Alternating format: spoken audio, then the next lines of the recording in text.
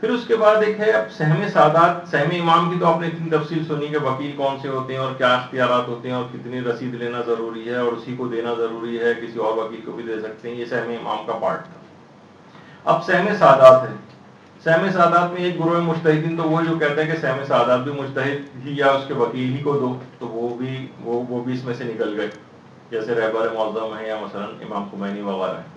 لیکن آقا سیستانی ہوں یا عبد اللہ کوئی ہوں یا کچھ مراجع اور بھی ہیں, وہ کہتے ہیں کہ کچھ شرائط کا خیال کرنا پڑے گا سہم سادات کے سلسلے میں. کچھ شرطیں ان کا خیال کر کے آپ دے سکتی ہیں. وہ شرطیں کیا ہیں؟ اس میں پہلی ایک تو شرط یہ ہے کہ جسے بھی آپ سہم سادات دیں اس کا سید ہونا کنفرم ہونا چاہیے. سید ہونا بالکل کنفرم. اچھا, اب سید کی پہچان کیا ہے؟ تو سید اسے کہتے ہیں جو باپ کی طرف سے سید ہو. یعنی باپ اگر غیر سید ہے اور ماں اس کی سیدانی ہے, تو علماء یہ کہتے ہیں کہ اگرچہ ماں کی طرف سے سیادت جو اس کے اندر آ رہی ہے تو یہ احترام کا اور اس کا مستحق تو ہے, لیکن اس کو سہم سادات نہیں دیا جا سکتا. ماں کی طرف سے, باپ کی طرف سے سید ہونا چاہیے اس کو. یعنی اس کا باپ سید ہو, چاہے خواہ ماں غیر سادات میں سے ہو, سیدانی نہ ہو, لیکن اگر باپ سید ہے اور یہ مستحق ہے یہ شخص, تو اس کے باپ کی طرف سے سید ہونا چاہیے. ماں کی طرف سے اگرچہ یہ عزت و احترام کا مستحق ہے, لیکن کیونکہ اس کا نسل باپ سے چلتی ہے اور باپ اگر غیر سید ہے تو یہ اس کی اولاد بھی غیر سید ہی شمار ہوگی. چاہے ماں کی طرف سے یہ سید ہو, لیکن نسل کیونکہ باپ سے چلتی ہے اور سیادت وہاں سے منتقل ہوتی ہے, تو اس لحاظ سے اس کو یہ احترام کا مستحق ہونے کے باوجود بھی اس کو سہم سادات نہیں دے سکتے. ٹھیک ہے, دیگر اموال سے اس کی مدد کی جائے گی, ایسا نہیں کہ اس کو کہا جا رہا ہے کہ اس کو کچھ نہ دیا جائے اور ایک ظالمانہ سلوک گویا سے کیا جائے. مقصد کہنے کا کہ سہم سادات صرف نہیں دیا جا سکتا, باقی دیگر اموال ہیں. اچھا, اب آپ کو اطمینان ہونا چاہیے کہ یہ سید ہے, یقین یا اطمینان. اگر آپ کو یقین اور اطمینان نہیں ہو رہا ہے تو پھر آپ اس کو سہم سادات نہیں دے سکتے. ایک بار خود میں دھوکہ کھا چکا ہوں, یعنی کنفرم تھا مجھے بالکل کہ فلاں شخص صاحب سید ہے, اور جب انہوں نے پیسے لے لیے اور کچھ عرصے بعد مجھے انہوں نے بات چیت ہوئی تو پتہ چلا کہ وہ تو سید نہیں. تو وہ گویا ظاہر ہے وہ بھی غریب تھے, پیسے لے کے استعمال کر چکے تھے. تو وہ پھر میں نے بڑی مشکل سے خود ہی اپنے ذاتی پیسے سے ادا کر کے وہ خمس جو ادا کیا, کہ بہرحال غلطی میری تھی کہ مجھے یعنی صحیح طور پر, یعنی اگرچہ میں نے اس وقت اطمینان کیا تھا, لیکن اگر بعد میں بھی پتہ چلے کہ وہ غلطی ہو گئی تھی آپ سے اطمینان کے باوجود بھی, تو آپ کے ذمے وہ رہ جاتا ہے. حل ہاں, وہ دوبارہ اماؤنٹ ادا کرنی پڑے گی, یا تو اس سے واپس لیں گے بھائی آپ کو غلطی سے چلا گیا, آپ مجھے واپس کر دیں, آپ تو سید ہی نہیں ہیں. لیکن وہ اگر کہے کہ نہیں بھائی میں تو کر کے استعمال کر چکا ہوں, مجھے کیا پتا آپ نے مجھے کیوں سمجھ کے دیا تھا وغیرہ, کوئی بھی اس قسم کی بات, تو اس کا ذمہ ادا نہیں ہوگا اور اس کو دوبارہ نکالنا پڑے گا. وہ غلطی آپ کی تھی, یا تو آپ مجتہد کے وکیل تک پہنچا دیتے تو پھر آپ کا مسئلہ سالو تھا. وہ وہاں سے غلطی ہو جاتی تو آپ ذمہ دار نہیں تھے, لیکن کیونکہ آپ نے یہ اپنی ذمہ داری اپنے ناتواں کاندھوں کے اوپر اٹھا لی تھی جسے میں نے اٹھائی تھی, تو پھر آپ کو یہ برداشت کرنا پڑے گا یہ والی چیز. اچھا, اب اطمینان اگر نہیں ہو رہا ہے آپ کو تو پھر آپ نہیں دے سکتے. اچھا, اب یہ غلطی, اچھا لوگ عام طور پر ہم نے دیکھا ہے کہ لوگ علماء سے بڑے بدگمان ہوتے ہیں. ہم ان کے پاس گئے اور ان سے کہا کہ ہم سید ہیں, اور ان کے سامنے ہم نے تقاضا کیا اور انہوں نے ہمیں جو ہے نا دیا ہی نہیں سہم سادات, بلکہ اسی سے تھوڑی دیر پہلے ہمارے فلاں بھائی نے خود لے جا کے یا فلاں رشتے دار نے ان کو خون سے لے جا کر دیا ہے, لیکن انہوں نے ہمیں نہیں دیا. وہ اس کی وجہ یہ ہوتی ہے کہ ان کو اطمینان نہیں ہو رہا ہے. دیکھیں, اطمینان ہر شخص کا ایک ذاتی ایک وہ ہوتا ہے, یعنی ایسا نہیں ہے کہ وہ مجتہد کا کوئی وکیل ہے اس کے پیسے کے اوپر جو ہے نا, وہ عام طور پر لوگ بدگمانی کا شکار بہت زیادہ ہوتے ہیں. کتنے علماء ہیں باقاعدہ ان کے پاس آنا جانا رہتا ہے. خود ہمارے مولانا غلام علی وزیری صاحب وہ کہتے ہیں کہ لوگ آ کر ہم پہ ناراض ہوتے ہیں, ہمیں اطمینان ہو ہی نا, ہم پہلی دفعہ اس آدمی کو دیکھ رہے ہیں, کوئی بھی آ کے کہہ رہا ہے کسی دوسرے علاقے کا آ کر کہ میں سید ہوں, میری امداد کریں, میرے ساتھ یہ مسئلے ہیں, ہمیں اطمینان ہی نہیں ہو رہا کہ سید ہے یا نہیں. بعض اوقات کوئی پرانے بوسیدہ کاغذ پہ پتہ نہیں کس کس سے لکھوا کے لے آتے ہیں، اس آدمی کا عالم کا بھی ہمیں پتہ نہیں ہوتا کہ جن سے وہ لکھوا کے لے کر آیا ہے یہ افراد کون ہے. تو اچھا سہم سادات مستحق سادات کا حق ہے، تو اگر ہم وہ اس میں احتیاط نہ کریں تو وہ کیا ہوگا کہ کسی اصل مستحق کا حق مار کے اس مشکوک آدمی کو چلا جائے گا مثلا. اور اس طرح کے بہت افراد ایسے ہیں کہ جو وہ اس طرح کی چیزیں جنہوں نے پلاسٹک کوٹنگ کرائی ہوئی ہوتی ہیں، آپ دیکھیں ان کی سب سے بڑی پہچان یہی ہوتی ہے کہ انہوں نے پلاسٹک، کیونکہ وہ کافی عرصے تک اس لکھے ہوئے کو چلانا ہوتا ہے ان کو، جگہ جگہ 20 جگہ سے وہ اس طرح سے پیسہ دے رہے ہوتے ہیں. تو ظاہر ہے ان کے پاس اتنے زیادہ اس طرح کے کرپشن کے کیسز بھی آئے ہوئے ہوتے ہیں، اتنا زیادہ وہ میری طرح جیسے میں نے کہا کہ دودھ کا جلا پھر چھاچھ پھونک پھونک کے پیتا ہے، تو جو کسی مالی ڈر اس طرح سے پہنچ چکی ہو تو وہ بھی سوچے گا کہ بھائی میں احتیاط کروں ورنہ اپنی جیب سے مجھے پے کرنے پڑ جائیں گے، تو وہ اس کو بہتر سمجھتا ہے کہ اس کو انکار کر دے. تو وہ اس کے پیچھے یہ والی باتیں ہوتی ہیں، کیونکہ معاشرے کے اندر دھوکہ بازی اتنی زیادہ عام ہوتی جا رہی ہے. تو اچھا اس کے نتیجے میں ہوتا کیا ہے کہ بعض اوقات کوئی واقعتاً صحیح مستحق کے پاس بھی خمس پہنچنے سے رہ جاتا ہے، لیکن وہ کیا کرے، مجبوری ہوتی ہے. انسان کے دل کو اطمینان آنا، ہر شخص کا اطمینان کا کیفیت الگ ہوتی ہے، کچھ کو جلدی اطمینان آ جاتا ہے، کچھ کو نہیں آتا ہے، اور ہر شخص اپنے اطمینان کا پابند ہے.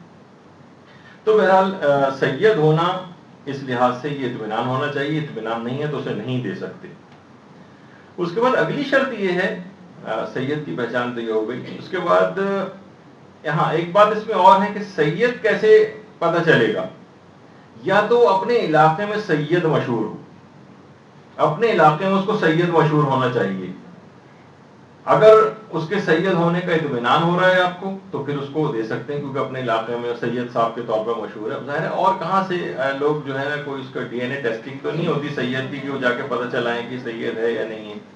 تو شہرت اس کے اندر ایک چیز شہرت کی بھی ہوتی، یعنی اس کو اس لحاظ سے اطمینان ہونا چاہیے، سید کے طور پر مشہور ہونا چاہیے. یا مثلا 2 عادل گواہ کہتے ہیں کہ یہ سید ہے. مثلا آپ کسی 2 فرد کو آپ عادل سمجھتی ہیں، ان کی وہ لے آیا آپ کے پاس گواہی کہ انہوں نے کہا ہم جانتے ہیں سید. بس آپ کو اطمینان، عام طور پر عادل کی گواہوں سے اطمینان بھی ہو جاتا ہے. اچھا عادل جب 2 گواہی دے دے تو خواہ آپ کو اطمینان ہو یا نہ ہو آپ ان کی بات مان لیں.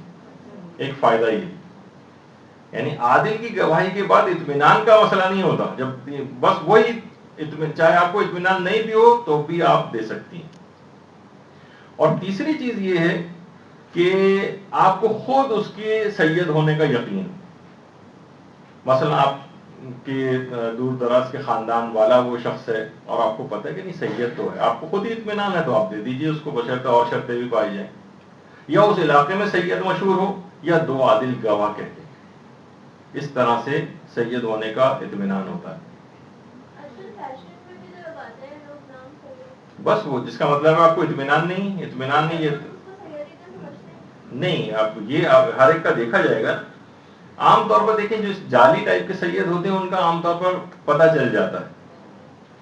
اور اگر آپ کو پھر بھی مشکوک ہو رہے ہیں کہ بھئی آج کل تو بہت سارے غیر یعنی اوریجنل سید نہیں ہوتے ہیں اور بہت سے جعلی سید بھی آ گئے ہیں، اور کوئی شخص اس طرح سے مانگنے والا تو آپ احتیاط کریں، آپ نہیں دیں سہم سادات اس کو. یعنی واجب تو نہیں، کسی آپ اور بھی تو مال سے مدد کر سکتی ہیں. صدقے کے اندر دیکھیے یہ والی چیز نہیں ہے. صدقے کے اندر کیا ہوتا ہے کہ آپ چاہے وہ مستحق ہو یا مستحق نہ ہو صدقہ دے سکتی ہیں، آپ کا کام ہو جائے گا، آپ کو بلا دور ہو جائے گی. اچھا آپ میری طرف متوجہ رہیں، آپ نے ڈسکشن شروع کر دیا. تو صدقہ آپ کسی اور مال سے مدد کر دیں، چیریٹی کی نیت سے مدد کر دیں، خیرات کی نیت سے مدد کر دیں، کوئی اور مال اپنا دے دیں. واجب والی چیز اطمینان بخش ہونی چاہیے تو آپ اس کو دے سکتی ہیں ورنہ نہیں دے سکتی. تیسری شرط یہ ہے کہ اس کو شیعہ حسن عشری ہونا چاہیے. بہت سارے افراد کو ہم نے دیکھا ہے کہ فطرے میں بھی خمس کے اندر بھی وہ سیلاب زدگان، زلزلہ زدگان وغیرہ کو خمس بھجوا رہے ہوتے ہیں. حسن عشری ہونا ضروری ہے، حسن عشری ہونا. اگر حسن عشری نہیں ہے تو سہم سادات میں اس کا حسن عشری ہونا ضروری ہے. یعنی کوئی غیر شیعہ خواہ وہ سید ہی کیوں نہ ہو تب بھی اس کو سہم سادات نہیں دیا جا سکتا. غیر سادات سید خواہ یعنی سید کے لیے ضروری کہ وہ حسن عشری ہو. اگر وہ سید ہے لیکن اثنا عشری نہیں، اس کو نہیں دے سکتے. عام طور پہ لوگ یہ والی غلطی کر رہے ہوتے ہیں. یا مثلا بہت سارے افراد گھر کی جو میڈس اور ماسیاں یا اس طرح کے جو ملازمین ہوتے ہیں ان کے اوپر بھی اس پیسے کو خرچ کر رہے ہوتے ہیں. یہ نہیں، اس طرح سے کرنے کی اجازت نہیں ہے، سوائے اس کے کہ جب تک کہ ان کا سید اثنا عشری ہونا پتہ نہ چل جائے. پھر اگلی شرط یہ ہے، چوتھی شرط، کہ جس کو دیا جائے اس کو فقیر شرعی ہونا چاہیے. دیکھیے ایک ہوتا ہے فقیر شرعی اور ایک ہوتا ہے فقیر عرفی. فقیر عرفی تو وہ ہیں جو روڈوں وغیرہ کے اوپر آپ دیکھ رہی ہیں اور مانگتے پھر رہے ہیں، یہ عرفی فقیر ہیں، عام طور پہ لوگ ان کو فقیر کہتے ہیں. اور ایک ہوتا ہے فقیر شرعی. فقیر شرعی وہ ہوتا ہے کہ ایسا نہیں ہے کہ اس کے پاس کچھ بھی نہیں ہوتا ہے، یعنی وہ کھا رہا ہے، کما رہا ہے، گھر میں رہ رہا ہے، ہو سکتا ہے اس کے پاس گاڑی بھی ہو سکتا ہے اس کے پاس موٹر سائیکل بھی ہو سکتا ہے کہ وہ آپ کو بظاہر اچھا نظر آئے، لیکن اس کے ذاتی جائز اور اخراجات جو ہیں وہ اس کی آمدنی سے زائد ہیں. کیونکہ بعض اوقات دیکھیے کچھ ایسا بھی ہوتا ہے کہ یعنی وہ اس کا اپنا خرچہ اور اس کے جو ڈیپینڈنٹس ہیں ان کا نان و نفقہ ملا کر، ابھی آ رہی ہیں چیزیں ساری، کہ جو اپنا اور اپنے وہ ڈیپینڈنٹ جو کہ اس کے زیر نگرانی، زیر کفالت ہیں، ان سب کا خرچہ وہ پورا نہیں کر پا رہا. یعنی اس کی ہو سکتا ہے کہ اس کی آمدنی، دو افراد میں آپ کے سامنے رکھوں، مثلا ایک آدمی ہے اس کی تنخواہ مثلا 50,000 روپے، دیکھا جائے تو یہاں کے ایک عام مڈل کلاس گھرانوں کے اعتبار سے 50,000 اچھا ایک شمار ہوتا ہے. لیکن کیا ہے کہ وہ اس میں دو افراد ہیں. ایک سمجھے کہ پہلا فرد یہ ہے کہ اس کی اتنی آمدنی ہے لیکن 8-10 گھر کے افراد ہیں. اچھا اب ان 8-10 جو گھر کے افراد ہیں ان میں ان سب کا کھانا، اتنی بڑی اس کی مثلا فیملی ہے، گھر کا کرایہ بھی دیتا ہے، وہ کچن کا خرچہ بھی چلتا ہے، دوائیں اور علاج بھی اسی کے اندر ہوتا ہے، یوٹیلیٹی بلز بھی اسی کے اندر اسے پے کرنے پڑتے ہیں، بچوں کی اسکولوں کی فیسیں بھی دینی پڑتی ہیں. تو اب اس کا مثلا خرچہ ہو رہا ہے 60,000 اور آمدنی ہو رہی ہے 50,000. تو آپ یہ نہیں کہہ سکتے بھائی دکھاؤ تمہاری آمدنی کتنی ہو، دکھا دے گا آپ کو واچرز لا کے اپنے سیلری کی 50,000 ہے، لیکن اس کا خرچہ مثلا 60,000 بن رہا ہے اور ہر مہینے اس کو 5-10 ہزار ادھر ادھر سے لینے کی ضرورت پیش آ جاتی ہے. اب یہ شخص فقیر شرعی کہلائے گا. یعنی اس کے اندر کوئی وہ نہ کرے کہ زبردستی اپنے غیر ضروری اس نے خرچے بڑھائے ہوئے ہیں اور وہ اسراف کر رہا ہے اور اللہ تللے کر رہا ہے اور مثلا فلمیں دیکھنے کے لیے جا رہا ہے اور اپنا خرچہ اس طرح سے نہ، وہ جائز خرچہ، یعنی ایک تو ہوتا ہے ناجائز خرچہ اور ایک ہوتا ہے جائز خرچہ، آرام سے جو وہ جس میں اپنے گھر کا جو وہ گزارا کر سکتا ہے اس سے، یعنی پورا کھینچتان کے بعد بھی کچھ پیسے اس کو لینے پڑ جاتے ہیں، مشکلات کا شکار ہو جاتا ہے، تو اتنی اماؤنٹ اس کو دی جا سکتی. اچھا اس کے مقابلے میں ایک دوسرا شخص ہے، مثلا وہ شوہر و بیوی دونوں رہتے ہیں، مثلا اولاد نہیں ہے یا ابھی اتنے زیادہ اس کے وہ نہیں ہے، 25,000 سیلری ملتی ہے اور 20,000 میں گزارا ہو جاتا ہے، اس کو نہیں دیا جا سکتا. یعنی 50,000 والے کو دے سکتے ہیں کیونکہ اس کی فیملی بڑی ہے، ڈیپینڈنٹ کا خرچہ زیادہ ہے اور اس طرح کے بہت سارے معاملات آ گئے ہیں اس کے ساتھ، تو اس کو زیادہ سیلری ہونے کے باوجود بھی کیونکہ اس کی آمدنی اس کے اخراجات سے کم ہے، خرچے زیادہ ہو رہے ہیں اس کے، جائز اخراجات، اسراف وغیرہ نہیں، اس کو دیا جا سکتا ہے. اور جس کی آمدنی اس سے آدھی بھی نہیں ہے لیکن اس کے خرچے بھی اتنے نہیں ہیں، اس کے ڈیپینڈنٹس کی تعداد بھی اتنی نہیں ہے، وہ جس علاقے کے اندر رہتا ہے مثلا وہاں پر بھی یہ والا یعنی اتنے زیادہ اس کو خرچوں وغیرہ کا مسئلہ نہیں ہے اور اس کا اس میں گزارا ہو جاتا ہے، اس کو نہیں دیا جا سکتا مثلا. تو یہ اس میں ان چیزوں کو دیکھا جاتا ہے عام طور پر.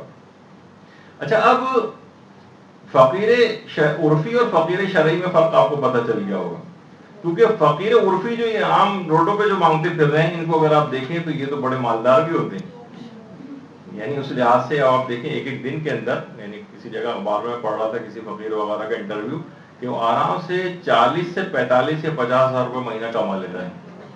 تو اس سے آپ اندازہ لگائیں کہ بہرحال اور اس طرح سے ان کی وہ اتنی تعداد فقیر جو ہے نا وہ اولاد کے لحاظ سے بھی بڑھاتے ہیں، انہیں پتہ ہے کہ ہر شخص اتنا اتنا کما کے لے کر آئے گا.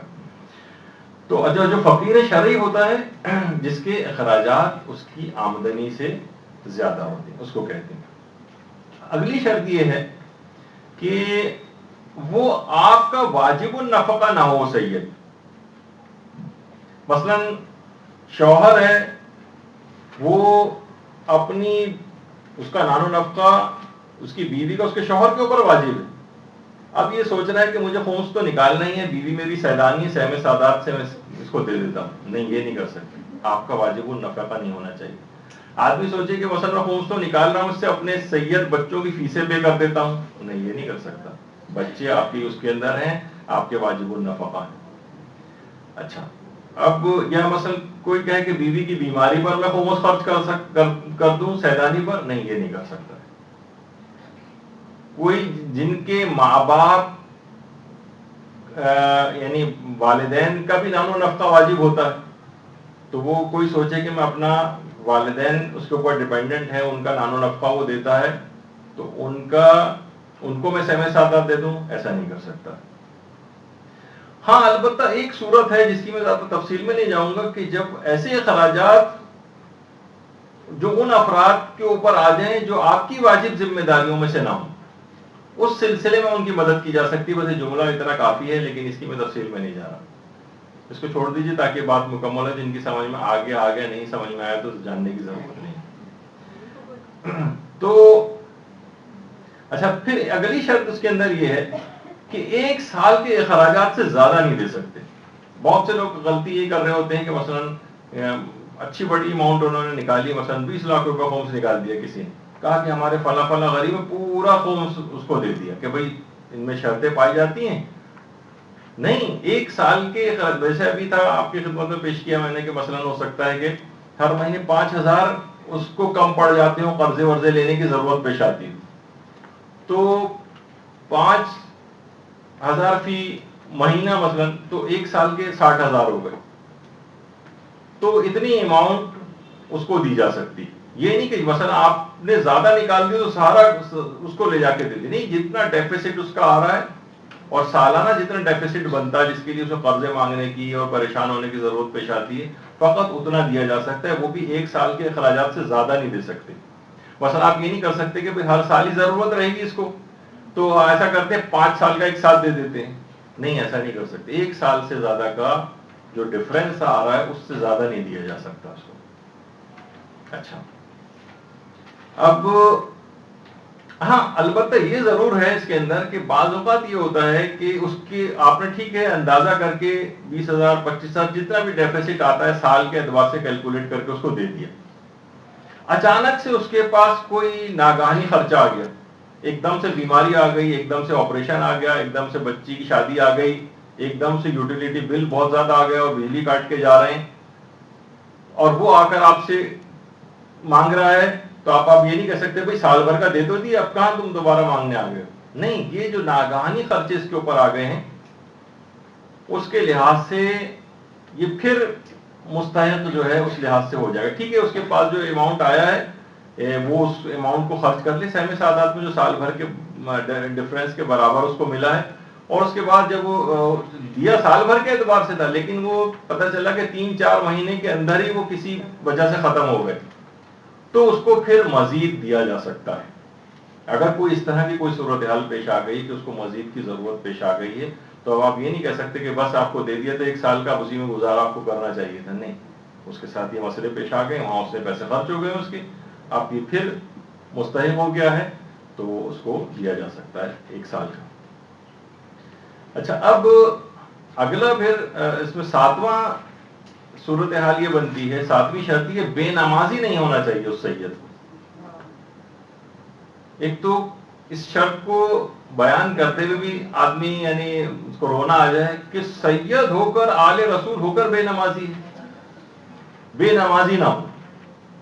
اچھا, خواہ کھلا بے نمازی ہو, خواہ چھپ, آپ کو علم ہے, آپ کا رشتہ دار ہے, آپ کو پتا ہے کہ یہ نماز نہیں پڑھتا, تو چاہے وہ کھلا اس کا اظہار نہیں کرتا ہے, لیکن آپ کو پتا چل گیا کہ بے نمازی, اس کو سہم سادات نہیں دے سکتے. ایسے افراد کو باقاعدہ بتانا چاہیے کہ دیکھو یعنی تم سادات میں سے ہو, تمہارا یہ حق تھا اور تمہیں حق تمہارا تم تک نہیں پہنچ رہا کہ تم نے اپنی ایک کمی کی وجہ سے, اتنے بڑے گناہ کی وجہ سے اپنے حق کو ختم کر دیا.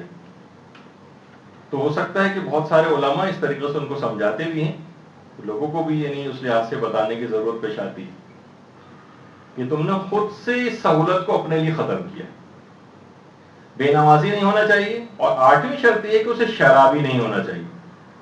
شرابی، کیونکہ سہم سادات جائے گا صرف سید کو، یہاں پہ بھی اسی کی شرط بیان ہو رہی ہے. یعنی اتنا بڑا گناہ ہے، تم سید ہو کے تم شراب پی رہے ہو. ایسے شخص کو بھی، اچھا یہ خواہ کھلم کھلا شراب پیے خواہ چھپ کر شراب پیے، آپ کے علم میں اگر آ گیا کہ یہ شراب پیتا ہے، اس کو سہم سادات نہیں دے سکتے. البتہ کھوج لگانا واجب نہیں ہے آپ پر کہ آپ کوئی سادات آیا تو آپ اس کے رشتے داروں سے پوچھتے پھریں شراب وغیرہ تو نہیں پیتا ہے. تو پتہ چلا کہ وہ زبردستی ان کے دماغ میں ایک چیز ڈالی جا رہی ہے کہ ہر آدمی مشکوک ہو جائے کہ اچھا اس کا مطلب کہیں نہ کہیں شراب کے لیے اس کی بات مشہور ہوئی ہے، تو اور لوگ بلا نہیں. آپ کو یہ چیز پوچھنی نہیں، آپ کے خود علم میں ہو کہ چھپ کر شراب پیتا ہے یا کسی اور ذریعے سے آپ تک اطلاع پہنچ جائے تو اس کو سہم سادات نہیں دے سکتے. لیکن اس کی تحقیق لوگوں سے کرتے پھرنا ضروری نہیں ہے کہ شرابی ہے یا نہیں. پھر اس کے بعد اگلی شرط یہ ہے، 9ویں شرط، کہ اس کو فاجر نہیں ہونا چاہیے. دیکھیے ایک ہوتا ہے فاسق گناہگار ہوتا ہے لیکن اپنے گناہ کو دوسروں کو بتاتا نہیں، چھپاتا ہے، شرماتا ہے، وہ فاسق ہے. فاجر نہیں ہونا چاہیے. فاجر وہ ہے کہ جو اپنے گناہ کو علل اعلان ظاہر کرے. علل اعلان، مثلا اگر کوئی شخص داڑھی کو مونتا ہے، اگرچہ اس کے اندر بھی ایک تھوڑا سا ایک فقہی ایک بحث ہے، لیکن میں اس کو نظر انداز کر رہا ہوں. داڑھی مونڈ رہا ہے، آپ کو پتہ ہے داڑھی مونڈنا تقریباً سارے مجتہدین کے نزدیک احتیاط واجب کی بنا پر جائز نہیں ہے، مردوں کے لیے داڑھی مونڈنا. اب وہ خود ہی اس نے داڑھی مونڈ کر علل اعلان، سوائے اس کے کوئی عقلی، طبی یا شرعی مجبوری نہ ہو. مثلا طبی مجبوری بہت سے لوگوں کے ساتھ ہوتا ہے کہ جناب خارش کا کوئی مرض ہے، ویسے میں نے آج تک کوئی دیکھا نہیں ہے لیکن لوگ عام طور پہ کہتے ہیں کوئی اور ایسی بیماری ہے کہ جس میں داڑھی رکھنے سے اس کو مثلا پسینہ آتا ہے، وہاں پہ کوئی اور فنگل انفیکشن ہونے لگتا ہے یا کوئی اور اس طرح کا کوئی مرض اس کو لاحق ہو جاتا ہے. چلے بالفرض کوئی شرعی مجبوری نہیں ہے، اگر اس کی شرعی مجبوری کی وجہ سے داڑھی مونڈ رہا ہے تو اسے دے سکتے. کوئی طبی مجبوری کی وجہ سے داڑھی مونڈ رہا ہے اسے دے سکتے. کوئی اور ایسی مجبوری ہے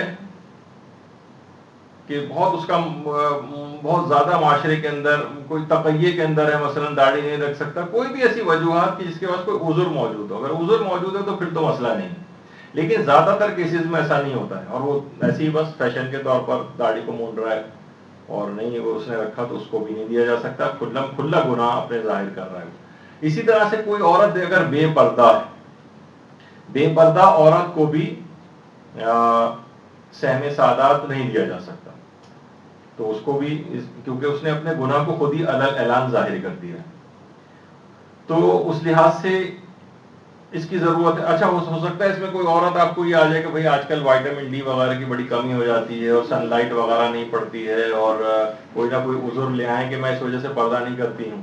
کوئی بات نہیں، اب اس کے انجیکشن آتے ہیں اور دوائیں آتی ہیں، اس سے اپنی کمی کو پورا کر لیجیے. اور اس کی کیا ضرورت ہے کہ آپ کے بال اور وہی کھلنے ضروری ہیں، آپ اسکارف پہنیں اور پورے دن دھوپ پہ کھڑے رہ کے جب وائٹامن ڈی لیتے رہیں، تو ان کو یہ چیزیں بھی بتائی جا سکتی ہیں. تو اس طرح کے لوگوں نے بہت سے عذر ایجاد کر لی کہ بھائی ہمارے پاس تو طبی عذر ہے، ہم نے وائٹامن ڈی کروایا تھا، لیولز کم آئے تھے، ڈاکٹر نے بھی کہا کہ اس کو حجاب کرنے سے یہ مسائل ہو جاتے ہیں، تو اس وجہ سے ہم نے اتارا. وہ نہیں، یہ نہیں چلے گا. اچھا اب اس کو بھی فاجر کی اس کے اندر زمرے میں یہ آ جائے گی. اس کو کھلا گناہ کرنے والا نہیں ہونا چاہیے، فاجر جس کو کہا جاتا ہے. 10ویں شرط یہ ہے کہ وہ سید اس خمس کو حرام کاموں میں خرچ نہ کرے. مثلا خود آپ سے کوئی مثلا کہہ رہا ہو کہ بھائی اب یہ میں تو بہت ہو گیا ہوں، جا کے جیسے مجھے پیسے ملیں گے مثلا میں ہیروئن خرید کے پیوں گا. ابھی کیا ہے کہ آپ کو پتا ہے کہ حرام میں خرچ کرنے کے لیے جا رہا ہے. بہت سے لوگوں نے خمس کو پیسوں سے کرکٹ میچ تک کروائیں. تو اس قسم کے افراد جو ہیں ان کو اس میں شمار نہیں ہوتا. تو جو بھی سید ہو وہ خمس کو اگر کسی گناہ کے کاموں میں استعمال کرے گا تو اسے خمس نہیں دیا جا سکتا، بلکہ اسے خمس دینے سے گناہ کرنے میں مدد ملتی ہو تو بھی علماء فرماتے ہیں کہ احتیاط واجب ہے کہ اسے خمس نہ دیا جائے، چاہے وہ اسے گناہ میں استعمال نہ بھی کرے. گناہ میں مدد مل رہی ہے اس کو، اس کے اندر طاقت آ رہی ہے، اس کے بعد مثلا جا رہا ہے کسی کو قتل کرنے کے لیے، وہ اس خمس کو استعمال کر کے وغیرہ، تو بہرحال چاہے وہ ایک تو یہ کہ خمس کو گناہ کے کاموں میں استعمال نہ کرے، بلکہ اسے گناہ میں مدد مل رہی ہو تو بھی احتیاط واجب ہے کہ اسے خمس نہ دیا جائے، خواہ وہ گناہ کے کام میں استعمال نہ بھی کرے اس کو، لیکن اس کو مدد بھی ملنی نہیں چاہیے۔ اور اس کے بعد اگلی شرط یہ ہے کہ 11ویں شرط کے خمس ملنے سے اسے کسی حرام کام میں مدد نہ ملے۔ مثلا پتہ ہے کہ بہت سارے میں نے کیس اپنی آنکھوں سے بھی دیکھا ہے کہ لوگ قرضے لے رہے ہوتے ہیں شادی بیاہ کے اخراجات کے لیے اور خمس لے رہے ہوتے ہیں، پھر اس کے بعد ایسی مہندیوں کے پروگرام جو گانے بجانے کے میں انہوں نے خرچ کیے ہوں اس پیسے کو، اور آپ کو پتا ہے کہ خمس ملنے سے یہ اس حرام کام میں مدد ملے گی، ورائٹی پروگرام کرائے گا، مثلا وہ خود کہہ بھی رہے ہیں کہ بس یہ دیکھیں یہ سب چیزیں ہونی ضروری ہیں اور میں اس کام کے لیے مجھے کچھ رقم چاہیے اور کہیں سے کوئی خمس وغیرہ مل جائے، نہیں، حرام کام میں مدد نہیں ملنی چاہیے، ایسے کو نہیں دیا جا سکتا خمس۔ یعنی مستحق خمس کے لیے عادل ہونا ضروری نہیں ہے کہ اسے ایک بھی گناہ نہ کرے اور ایک بھی واجب اس سے ترک نہ ہو، لیکن ان کو ان تمام چیزوں کا خیال کرنا پڑے گا، اس کے باوجود ان شرائط کی پابندی کرنا پڑے گی۔ خاص طور پر اس میں آخری 5 شرطیں علماء وہ فرماتے ہیں کہ احتیاط واجب کی بنا پر ان کی پابندی بھی ضروری ہے۔ یعنی یہ جو 11 شرطیں ہیں، یعنی آپ کو توضیح المسائل میں بھی ملے گا کہ مستحق خمس کے لیے عادل ہونا ضروری نہیں ہے، یعنی کہ وہ تمام واجبات پورا کرتا ہو اور تمام حرام کاموں سے اپنے آپ کو بچاتا ہو، لیکن ان 11 شرطوں کی پابندی اس کو کرنا ضروری ہے۔ یہ اگر آپ کے خیال میں یہ شرطیں اس کے اندر پوری ہو رہی ہیں تو پھر آپ اس کو خمس دے سکتی ہیں، یہ شرطیں پوری نہیں ہو رہی ہیں خمس نہیں دے سکتی، یا شک ہو رہا ہے آپ کو تو بھی اس سلسلے میں آپ احتیاط کر لیں، اور جب تک اطمینان نہ ہو تمام شرائط کا تب تک اس کو خمس نہ دیں۔ برحمتك يا أرحم الراحمين، وصلى الله على محمد وآله الطاهرين۔